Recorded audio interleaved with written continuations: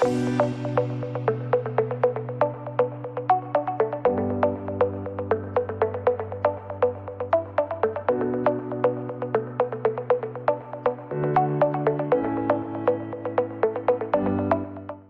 major factor promoting jihadism in Europe in the 21st century was the creation of the Islamic State in Syria in 2014.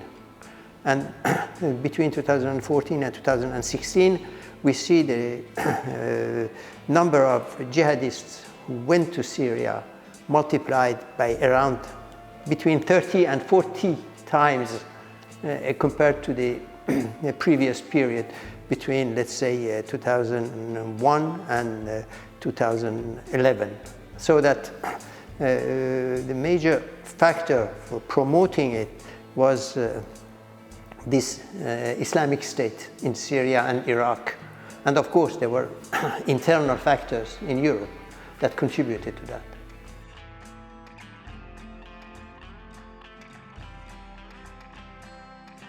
All these factors are, in a way, articulated, and it's very difficult to dissociate them.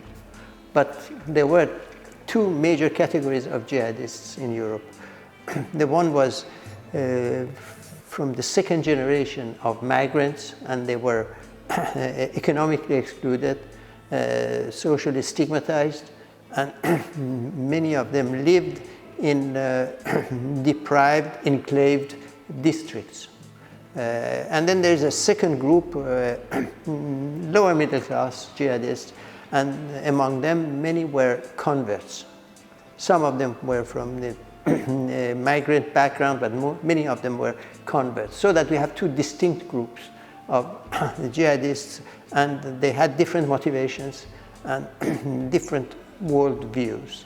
But they agreed on one major item, that is violent action against the West in order to promote the cause of radical Islam.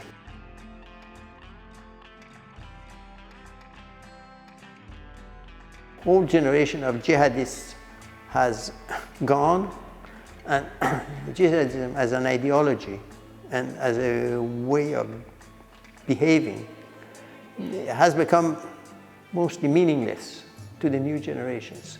So that prevention applies partially to those who were already radicalized, who went to prison and who will come back.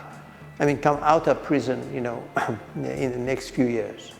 And so one should take into consideration their de-radicalization rather than prevention. But at the same time, these people are getting old and change. And once they come out of prison, they are in different social settings as the one they left when they went to prison. So that on the whole, I think jihadism is not anymore as dangerous as it used to be, let's say, in the first decade of 21st century or the last one in the 20th century.